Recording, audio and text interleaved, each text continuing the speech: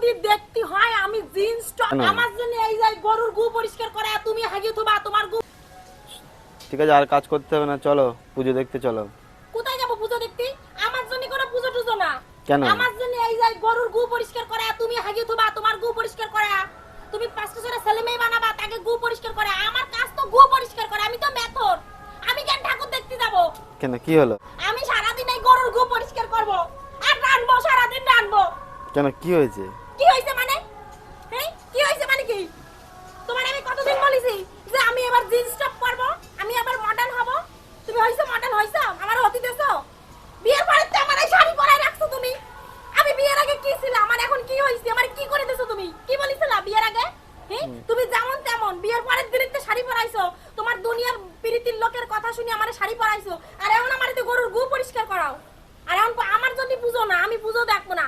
পুজো যদি দেখতে হয় আমি জিন্স টপ পরিয়ে দেখবো, না হলে আমি দেখবো না। এর শেষ আমি দেখেই ছাড়বো। না না, জিন্স পরে যাবে না, শাড়ি পরেই যাবে। শাড়ি পরতে